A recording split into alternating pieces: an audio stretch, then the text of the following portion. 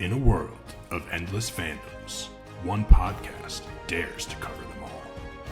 Welcome to Between Two Batcaves, your go-to HQ for everything from comics to the screen and all the IP in between.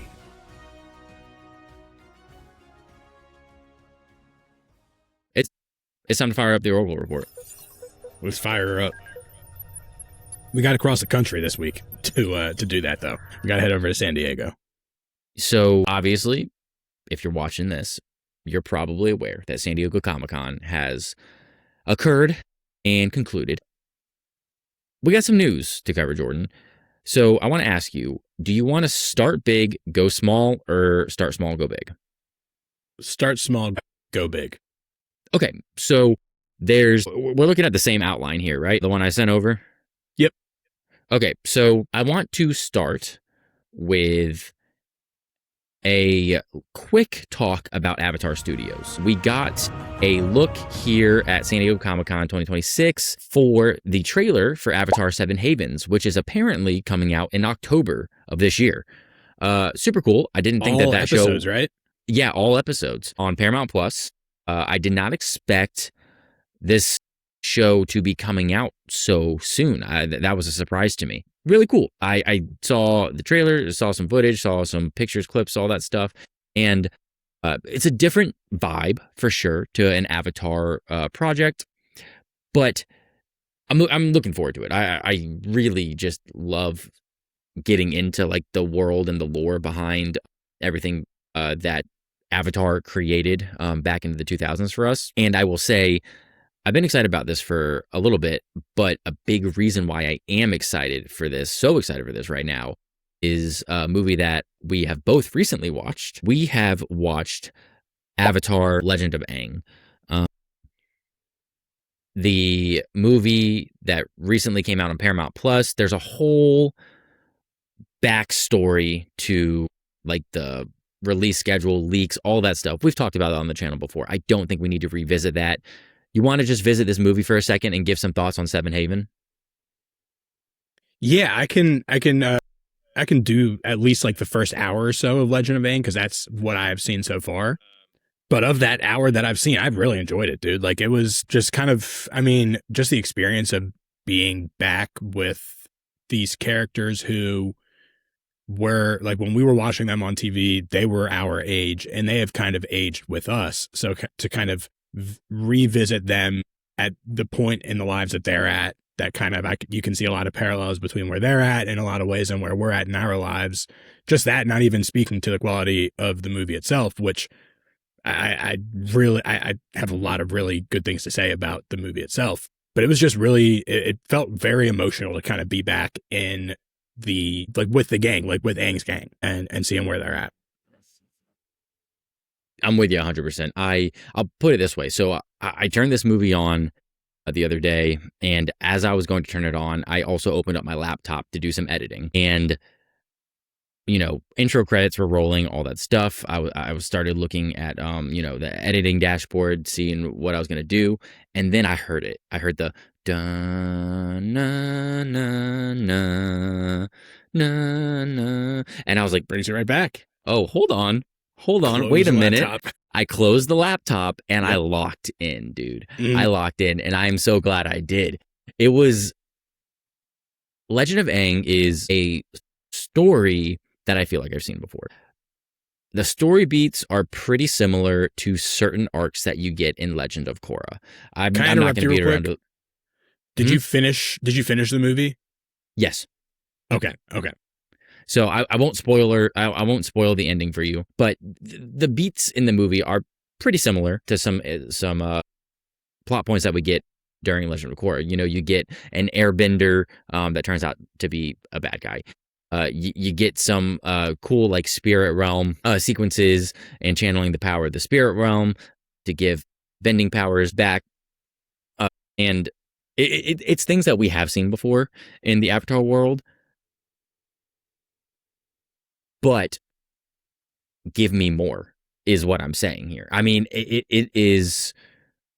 The animation style of this movie was very different from the original cartoon on Nickelodeon, and the way that they presented the characters and like the evolution of the characters, as you mentioned, like the way that they grow with us, the way that they showed those relationships developing, it straight up, they just like played on some nostalgic beats pretty heavily. I mean, you get some pulls from the original cartoon that are just, it's the Leo pointing me. You're like, you know? And It was I don't care. cabbage guy. I don't care. My cabbages guy. Yeah. Yeah, exactly. I don't care. Yeah. I mean, give me more of it, dude. It was just a visual cue. Yeah. I really like this movie. Yeah. And if Avatar Studios wants to give us more of these stories featuring Aang and the gang, I'm game. Disappointing that this didn't get a theatrical release. As I was watching it, I was like, man, this would be pretty freaking sweet in the theater. But again, we're not going to dive into all that again. So next project coming from Avatar Studios is Seven Havens. I'm looking forward to watching that after watching this. I am looking forward to finishing this movie, which I might do tonight. You should. It again, solid all around. I quite enjoyed start to end. I did not stop watching it for reasons related to the movie, just to be clear. Yes. Life happens. We did clarify that. All right. You wanna talk about some of the stuff we got from DC before then spending the rest of our time in the Oracle Report and Hall H with Kevin Feige? Indeed I do. So kick us off with where you want to start with DC. We got a couple things to talk about here. Let's hit quick on the comics here because there was a heavy DC Comics presence at San Diego Comic-Con. Very. They had an Absolute Universe panel, which kind of just following along on social media with some of like the character designs that they revealed, some hints at some storylines that we're going to be getting going forward. We got the announcement that on Batman Day this year, September 19th, DC is going to be releasing a special one-shot that is basically a crossover issue between the mainline Batman being written by Matt Fraction and Absolute Batman being written by Scott Snyder. They're doing like a crossover one-shot, which I'm very excited to pick up in September. And most importantly to me on the comics front here, a writer-artist team that I am really, like in the last year or so, have gotten like really into Denise Camp and Javier Rodriguez, who just finished up their run on Absolute Martian Manhunter, which was probably my favorite comic of the last year or so. They are moving over to Shadow of the Bat, a new limited Batman series that they're going to be working on that is like mainline in the universe. So theoretically, it's the same Batman that Matt Fraction is writing, just like in a different story that is seemingly going to tackle a lot of like the systemic political cultural issues that this duo has tackled on a lot of their recent runs. Martian Manhunter, they wrote on The Ultimates. So really excited to see them kind of take their sensibilities with the writing and Javier Rodriguez's art, which I think he's like best in the game right now, ported over into a Batman book is very exciting. Yeah, I did not get deep in. As you know, I'm behind on the Absolute Universe stuff. I fell behind on that, so I'm catching up right now on Absolute Batman. I've read a couple issues of the Absolute Martian Manhunter stuff, and just from what I've seen from that book, absolutely like mind-boggling, like artwork and writing in that story. So to get that team over on a Batman comic, I think is super cool. The Absolute Universe things that we got. We got like a look at like Absolute Cheetah, which was just gruesome, haunting. Did you see how that the character design for Cheetah has Barbara Minerva's face like morphed and stretched into the back of its head and neck? Oh, I saw it. Yeah, haunting stuff. Yep, I love it. Oh, dude, it's so cool. I gotta get back in on Absolute Wonder Woman. Yeah, you mentioned that Marvel took the day for Comic-Con, and that's definitely true. However, DC definitely took it for comics on the comic side of thing. DC won Comic-Con for comics and comic books, so love that when we're getting some killer stuff out of DC Comics, which right now they are killing the game in multiple different stories. But that's not the only thing that DC came to play with. at San Diego Comic-Con, we got the trailer for Lanterns. Final trailer, I think. Final Probably, trailer. with that show Final, coming in I would like assume 3 weeks. Yep, the final trailer for Lanterns. And dude, it was awesome. Boy, we might have something great on our hands with this show. Any doubts that I had about this show, which I had very few, let's be clear, but there was some weirdness with the marketing and the trailers up until this trailer dropped at Comic-Con that would just like giving me like a weird vibe about the show, like were they maybe going to lean away too much from the lanterning aspect of things, like we talked about, like show us the constructs, which I think they made progress with in the trailer before this one that dropped. But this latest trailer really showed us how much like how faithful they are being to the Lanterns lore. Yes. How much of that they are going to be giving us. And quite frankly, just like more of the story that this show is going to be telling. And like completely reaffirmed in my confidence of the creative team, like behind the screen, the Hal Jordan, Jon Stewart dynamic has never looked like more compelling than it does in this trailer. We're getting more and more hints into why they are kind of at odds with each other and the different people in Hal's corner as opposed to John's corner, which we should get into. And man, I mean, it just like, it looks great. It looks so good. We got so much more of the Green Lantern's lanterning, more constructs. We got the frickin' oath to close the trailer out, and they recited it together on stage at Comic-Con, which was such a cool clip. Which I would just like to point out, Ryan Reynolds was at the con. They should have had him go over for it, dude. He was undercover at that point. He was undercover at that point. I don't think anybody. I'm just saying, the dude loves a joke. I think it would have been perfect if they just had Gene Pool in the in the crowd. That would have been awesome. We'll get more into Gene Pool in a minute, but yes, all that just to say, like my excitement for Lanterns went up significantly after this weekend. Oh, dude, I agree completely. A couple things you mentioned on here, constructs. We get to see John create a construct, and what I liked about this was he created the construct, and Hal didn't know. Like, it's almost like he didn't know that you could do that. You know what I mean? Like the way he reacted, because like he created the construct because he was telling him to fly, and then John was going to try to fly, and then he willed a bird into existence with his construct, and Hal was like, "What is that?" And now, was that like a "what is that" from a "you just made a bird" perspective, or like a "whoa, what did you just do"? How did you interpret that? It's interesting. I honestly, I didn't have like I didn't know, I don't know if I read it like that. I think I just saw it more as Hal kind of being like, why is your mind creating a construct in that way when you're trying to fly as opposed to just flying? Not so much like how are you capable of doing that, but now that you mention that, it does seem to play into the theme that we have here of John being the replacement for Hal, being the better, like, younger, more improved version of Hal, right? And how threatened Hal is about that. So if like I think there's a lot of legitimacy to how you read that moment. I again, I could be totally off, but that's just how I took it. Yeah. There is a really cool, oh man, I can't remember the name of the movie now, but there's an animated project. I watched it kind of recently. It's a Green Lantern project, and it kind of tells like the story of like the first lanterns and how the first constructs came to be. And it'll just be interesting if we kind of get like a reinterpretation of that, of the lanterns have been operating under like to this point without like using constructs, and like John is like the one who introduces like using willpower to make constructs.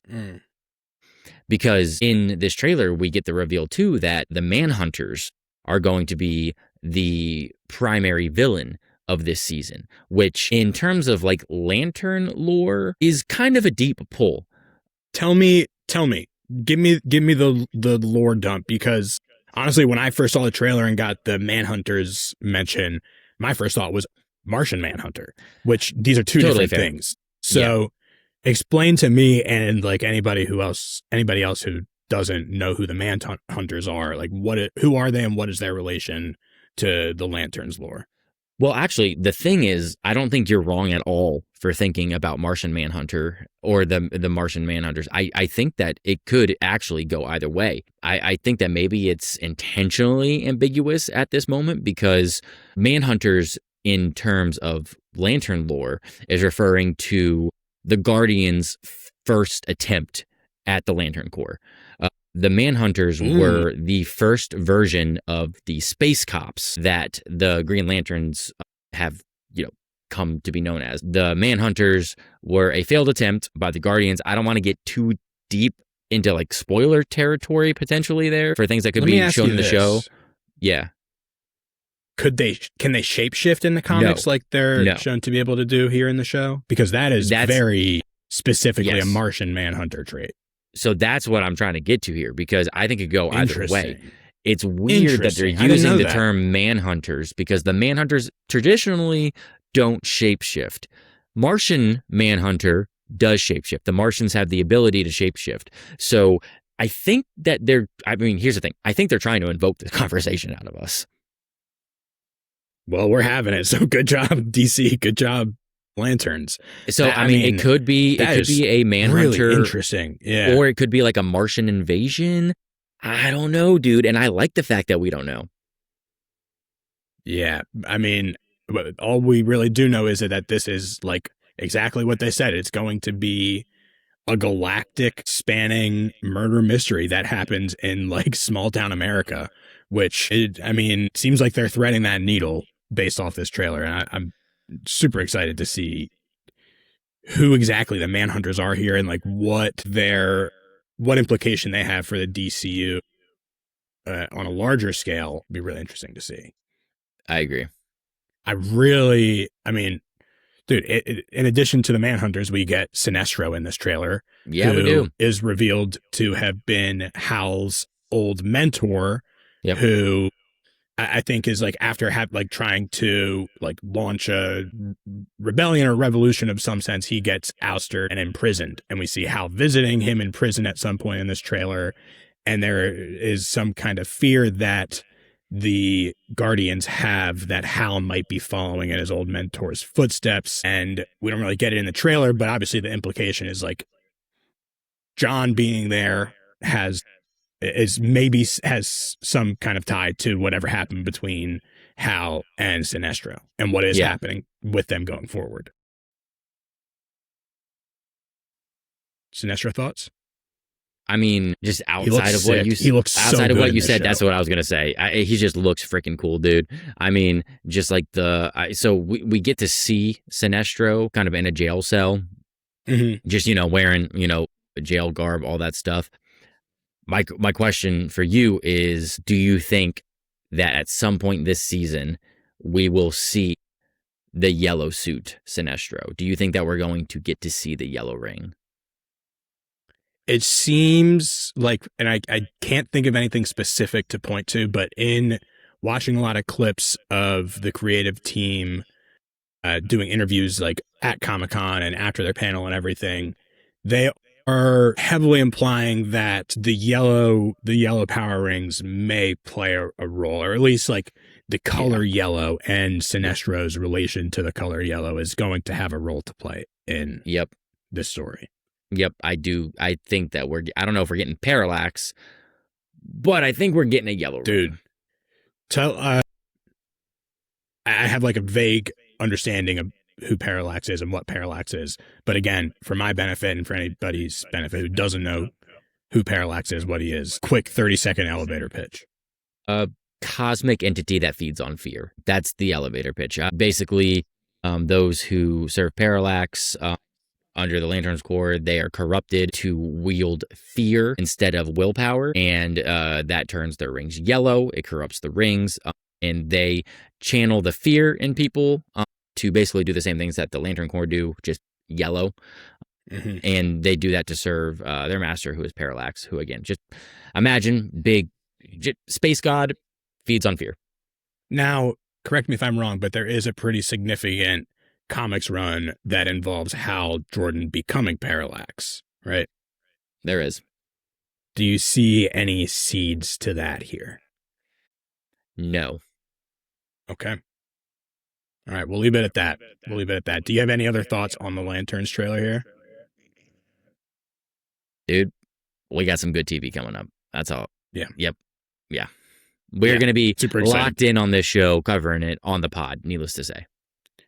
I am very excited to see Laura Linney on this show. She is playing some kind of member of the Guardians of the Universe that is like a mentor figure for John. We see her in this trailer for the first time. Obviously, like Ozark mainstay, Chris Mundy is the showrunner, did Ozark, so I like seeing her here. I think she'll be fun. All right, that'll wrap our discussion on Lanterns until we have more to say about Lanterns.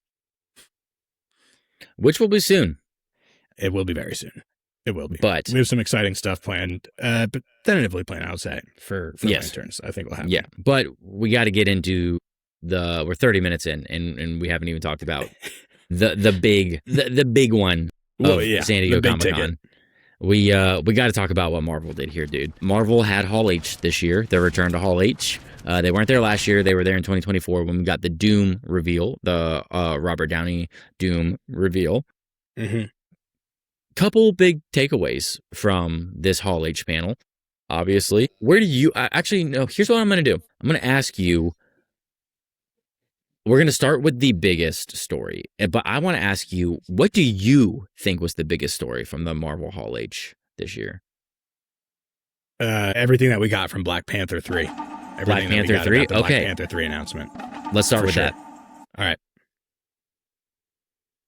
Do you want to lead? Or do you want me to? This is your big takeaway. All right.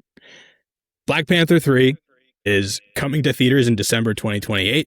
Directed by Ryan Coogler, being shot on large format film. And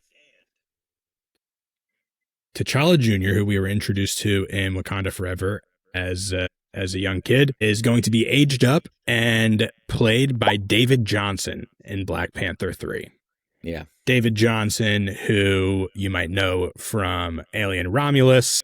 You might know him from Industry. I personally know him most from The Long Walk, which was one of my favorite movies of last year. For anybody who has been with us since last summer, you guys might remember, like, this was a movie that I was so moved by that I was like compelled to like sit in my car and post a reel on Instagram on our page talking about the movie. And like, the reason that this movie was so good, at least like 50% of it, was David Johnson's performance. He was one of the leads in the movie, the co-lead with Cooper Hoffman, who was also incredible and also rumored for some MCU roles.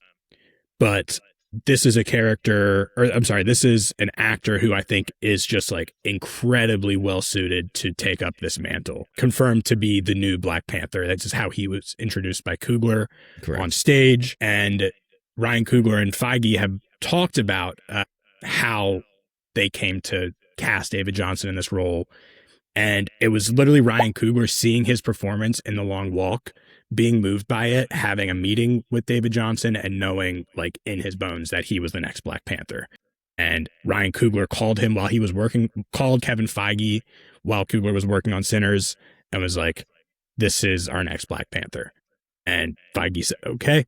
And dude, I think this is paired with the other movie announcement and actor announcement from Comic-Con. Marvel is building back up its star power in a major way going forward here with David Johnson and the next edition that we'll talk about. Absolutely. I actually have no experience with David Johnson. I have not seen any of the projects that you mentioned that he's starred in. But your glowing reviews from The Long Walk definitely has me excited for him in this role. And just what I have seen from him discussing the role and being involved in the MCU from this announcement, I have found very compelling for this actor to be involved with this project.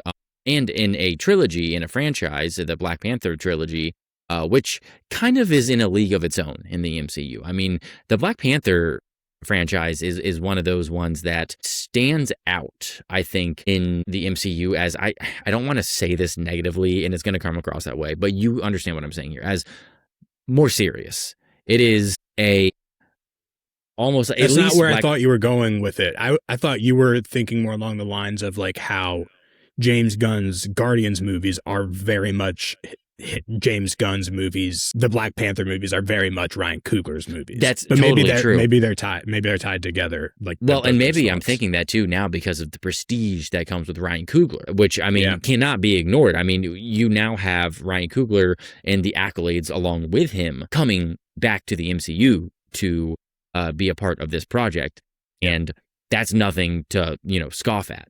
So you have a very talented team behind this movie. I am curious. You mentioned it. Yeah. David Johnson, I looked this up. He's 32 years old, I believe. Mm-hmm. Last time we saw T'Challa Jr., he was about 10. Yeah. What do you think is going to happen here? Do you think that this is going to be T'Challa from a different universe? Do you think that this is going to be set in the future? Like, what's your take on that? So, Feige has talked about how they're going to use Secret Wars as like the soft reboot that we know it's going to be. They're going to be able to pick and choose what they want from the old to bring over post Secret Wars, what they want to change. I just think like one of those changes is going to be that T'Challa Jr. is older. Whether that's whether that's a different version of T'Challa Jr. that we meet in Secret Wars, I think could be interesting if we get the introduction to David Johnson's version of the character in Secret Wars. I think that could be pretty cool. And then bringing that version of the character in, almost like Miles Morales and Hickman's Secret Wars gets brought into 616. Ultimately, I don't think it's going to be much of a plot point at all in Black Panther 3. I think it's something that will be dealt with before the movie, if that makes sense. I do. Yeah, that does make a lot of sense. Yeah, I was just curious about your thoughts on that. Yeah. I will just say, dude, you mentioned, I wanted to go back to it because you mentioned how the Black Panther trilogy feels a little bit more serious. I think you're right about that. And I think a lot of it is like, it's Coogler's touch, but it's the fact that these movies are dealing with, like, in a lot of ways, oftentimes a much more mature subject matter than, say, like, like a Guardians movie maybe, or, like whatever, like Captain America Civil War. Right. Obviously, there is like the racial conversations that are happening. Chadwick Boseman's death and T'Challa's death is the catalyst of Black Panther 2. So I just wanted to highlight the fact that you're absolutely right about that read. Yeah. I think that people kind of just hold them differently. For sure. And rightfully so. Black Panther 1 is a masterpiece. Wakanda Forever, in my opinion, I think yours as well, not as good, but still good in its own right. And I think that we might be cooking with Black Panther 3. So, dude, I'm thrilled. And he's shooting it on film. Like, dude, Coogler is going to be able to do whatever he wants with this movie. Like, he has the blank check. I am so excited for this. I think who knows what this movie is going to be about post Secret Wars. So it's not even worth speculating on. I have no idea. Yeah. But like, I mean, Shuri is going to be in this movie, played by Letitia Wright, and also as a Black Panther. Exactly. So like, we're going to have the dual Black Panther thing going on. So I don't know. I have no idea what the story is going to be, but I am so absolutely thrilled that we have David Johnson attached. And Coogler's Coogling. That's what I got. He's Coogling. But I like that, dude. We got to start saying that. But we got to move on to the next reveal here. Yep. The next big reveal from Marvel at San Diego Comic-Con is that Ryan Gosling has been cast as Ghost Rider in the MCU and will be hitting theaters sometime in 2028. Directed by Sean Levy. Yes, thank you. Directed by Sean Levy. Don't want to forget that part. No, you do not. Yeah, guys. Look, this is one of those like fan casts that we've kind of been talking about as a community for a while. If you're into the MCU, years. You know that Ryan Gosling has been like fan cast for a while. So this was like a reveal that like almost it didn't feel like super surprising when they said it, or when like you read it on Twitter, but it was just like, okay, like this is happening, this is finally happening is more the reaction, not like, oh my God, it was more just, okay, they're doing this, let's go. Dude. Yeah. I think this is just huge for Marvel stock. Getting you mentioned Gosling, the star power coming in right now. And this, dude, Ryan Gosling is on a run. He's on a run. And so, yeah, obviously Project Hail Mary earlier this year. This is going to be his next movie after Star Wars Starfighter, which comes out early next year, which also directed by Sean Levy. The writer on Starfighter is also going to be the writer on Ghost Rider. They brought the Feige team said over on stage. Exactly. Like, so Feige said that he's seen Starfighter and that it's great. So not so much Feige saying that, but the fact that they are bringing this team over does tell me that they have a lot of confidence and they really like what they have seen from Starfighter. And like the doomsayers on the internet, the people who have to find something to poke at, are poking at the fact that it's going to be Sean Levy directing this movie as like the corporate slop director. That's like what people like to say about him. Dude, he's made a lot of really fun movies. He might not be freaking Paul Thomas Anderson. He might not be Ryan Coogler, but he has shown that he can like reliably get these movies done and have them be good. Look, and if getting you a can't star have attached fun like Gosling watching to a character like, yeah. If you can't have fun watching Deadpool and Wolverine, we're probably not gonna be friends. You know what I mean? Like, it's just. And listen, dude, there are a lot of people who can't have fun watching Deadpool and Wolverine, and like probably not like the very different taste than us, but there are a lot of people out there who it's not for them. But I think this is going to be very different from that, obviously. And I just like this being the next character that Ryan Gosling is taking on is very, very interesting to me, very exciting to me. You have some more Ghost Rider comics background than me. Do you see him as Johnny Blaze, or there's been some speculation that he might be playing Danny Ketch? Yeah, actually, I was gonna bring that up. So dude, the only like lore I have outside of Johnny Blaze really is just I read the entire Cosmic Ghost Rider run, and that's a completely like. I don't think they're doing that here, right? No, that's its own thing in of itself. Yeah. I don't really have it. Thanos is involved. I'm aware of who Danny Ketch is, but like I don't have any like experience with him as a character. In the Ghost Rider lore, I saw that too, that people are connecting the way that they did the Ghost Rider logo from the run of comics that Danny Ketch was the Ghost Rider in. So it would be interesting to get a different version of Ghost Rider because obviously we got Johnny Blaze from Nicolas Cage, and then we got Robbie Reyes in Agents of S.H.I.E.L.D. Mm-hmm. So sure, why not do a new one? I'll say this much. I will have to go do my homework though and see what Danny Ketch is about. Because I don't know. The Ghost Rider that I know outside of Johnny Blaze is also Frank Castle, and he rides a space motorcycle. So Spider-Man: Brand New Day, maybe. But anyway, dude, yeah, I agree. Big name coming to the MCU. I think that's big for Marvel. Cheers to you, Ryan Gosling.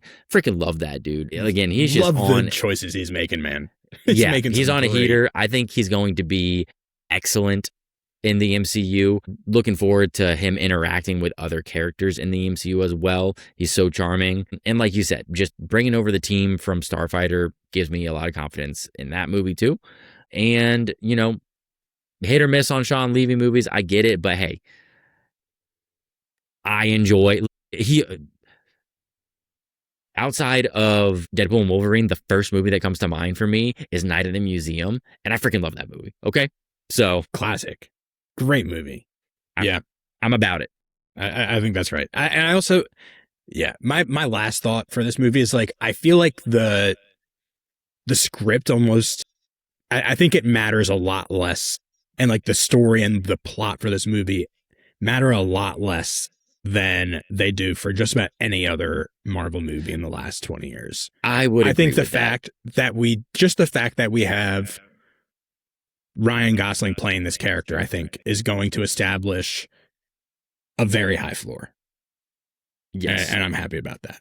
As am I. Big gap between Secret Wars and the next. I mean, these are both coming out in 2028. That's a big gap between movies, unless there's other projects in there that they're not telling us about. But you know what I mean? Right. So Doomsday. They've confirmed that there's not going to be anything between Doomsday and Secret Wars at the end of 2027. Yeah. But then now, so after Secret Wars in 2027, it seems like they're going to hit us hard with X-Men, Ghost Rider, and Black Panther 3. That seems to be the 3 movies they're putting out in 28. Big ones. And again, we got to get to the next section here because no X-Men reveal from this Comic-Con, which real quick, I wouldn't read into it too much. I think it has something to do with the Sadie Sink aspect, and I think it also has to do with the fact that D23 is in like 2 weeks. I agree. I think there will be some X-Men news there. If there's not, then we can talk about it more. I think we should wait for that. Then I think that's just another example. We do this all the time. We, as a community, set like expectations, and then we decide that it's going to happen. And then when it doesn't, we're like, oh, that sucks. I didn't do that. Well, who said it was going to happen? You know? Exactly. Yeah. So that's exactly what happened here. But we still got some cool stuff out of this con. The last thing that we got here is the Doomsday panel that occurred. Yes. And I want you to start off here because you saw the footage. I didn't get to see the footage. I was not in Hall H, but I did get to see one of the pirated clips before it got taken down on Twitter. So yeah, they brought out a bunch of the cast, not all of them, but a bunch of the cast, and then they showed a new trailer basically, which heavily featured the dynamic and the interplay between the Fantastic Four and Doom. This new trailer seemingly confirms that that Doom comes from the Fantastic Four's universe, and that they have some kind of background. We have Sue kind of explaining to presumably like the Avengers or, you know, whoever it is in 616 who Doom is and kind of what has happened. And then there is an interaction between Reed Richards and Doom where Reed is talking to Doom and he's like, did you do this, Victor? Did you do this? And so we're getting a heavy focus on the Fantastic Four Doom dynamic, which has been an area of concern for some people, for some comics fans, that is going to be short-sticked here in this movie? Seemingly no. And we also just get some absolutely sick Doom action moments. We get an expansion on the moment between him and Thor, a little bit more of a focus on his powers there. And we also see him resurrect a bunch of dead Sentinels. And that's how the trailer ends. And they should have led with this because this looked really good. Well, I didn't get to see it, but you did text me today and you sent a tweet that said we might be getting this we might be seeing this trailer before Spider-Man Brand New Day. There seems to be confirmation that what I saw is the new Doomsday trailer being played before Spider-Man. I don't know if that is the new trailer that released like last Monday or the Comic-Con one. Yeah. Well, we will be finding out in approximately 3 days. So yeah, I want to see it on the big screen. It looks. Regardless, sounds freaking sweet. The panel was cool. You know, the way that they shot it with like an X-Men stage and an Avengers stage, really cool. It was the RDJ show. I mean, Robert Downey Jr. was out there dooming it up for sure. Mm-hmm. You know, really interesting. I liked. There was felt like a big emphasis on like Robert Downey Jr. and Pedro Pascal together, which obviously Reed and Doom. So cool. There seemed to be a point of emphasis. Yeah, playing a little bit. Chris Evans was there. Chris Evans was on stage. Didn't do much. Didn't say a word. Interesting. Yep. Still, you know, very mysterious as to what his role is going to be in this movie. Actually, shout out our Hydra Cap clip on the socials got a lot of engagement. A lot of people on both sides of the issue here.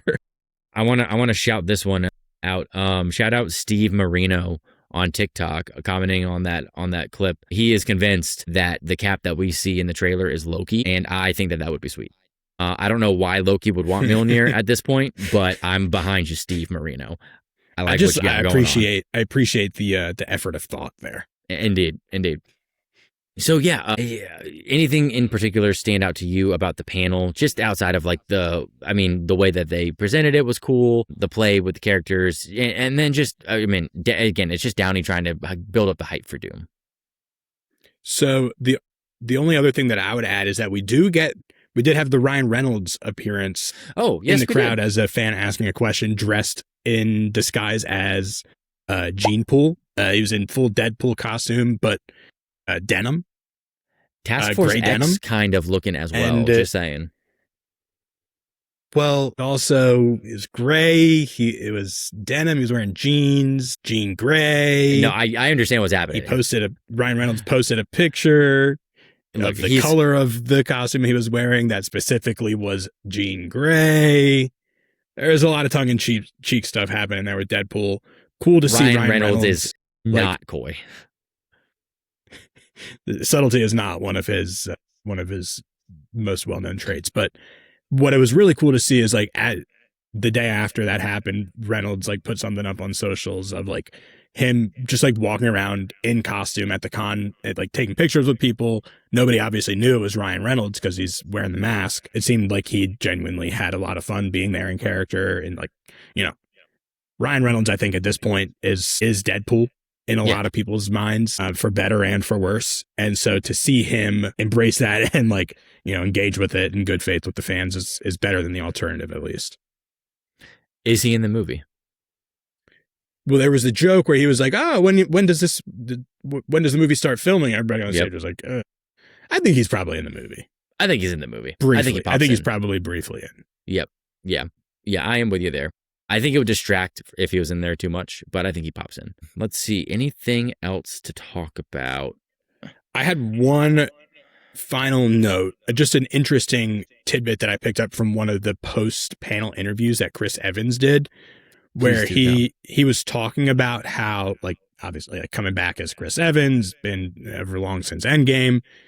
What was really interesting was he said, yeah, like, Kevin and Luis Desposito is like one of the other main heads of Marvel Studios, have been pitching me to come back as Steve Rogers since Endgame. Like, he said that they took him out to dinner after Endgame and were pitching him on ideas to come back and do movies as Nomad. Yeah. And for whatever reason, it wasn't right then. But that those pitches have continued over the years. And then that once Downey was back, he was like, okay, it feels right now. Just interesting that it was not Marvel's decision not to continue making Steve Rogers movies. It was, I mean, we knew that Chris Evans wanted to step away, but the fact that since Endgame, like, Kevin Feige has been pushing to get him back in a real way, I just thought was really interesting. It is interesting. And I mean, here's the thing with this type of stuff. I mean, you never really know, right? But it is also like no secret that Chris Evans' career post Endgame hasn't exactly been like the most impressive thing, outside of like, I think the most notable thing for me has been his role in Glass Onion. The first Knives Out, but wasn't that before or like right at the same time as Endgame? Oh, no, you're right. It was the first Knives Out. I don't know what time it was though. It was pre-COVID, yeah. So I think that was that might have even been before. So I don't know if he's Never done mind, take it back then. Anything since Endgame. So like, I mean, maybe this is a good way to get him back in the conversation. Again, I think a lot. I'm not saying that there's any like bad faith here at all, but I mean, sometimes you say what you got to say, you know, in front of the mic. So he's not the only person that mentioned Nomad though in Comic-Con. Anthony Mackie actually talked about Steve Rogers. Made it clear. He's the only Captain America in this movie. Yeah, he is Captain America, and Steve Rogers does come back as Nomad. So I don't know, man. Maybe he's Nomad in this movie. That'd be interesting. Yeah. Guess we'll find out. It was one heck of a Comic-Con. Dude, Marvel dominated. The Marvel excitement is back in a way that it hasn't been in years. Spider-Man Brand New Day is going to do like $850 million opening weekend. Doomsday is like... Then we have, well, you mentioned we have D23 right around the corner too. Yeah, so they're going to be in the conversation. TV announcements there. Yeah. They're in the conversation for a while. The positivity and the excitement it's all just very refreshing to have exciting things to talk about. And excited we are.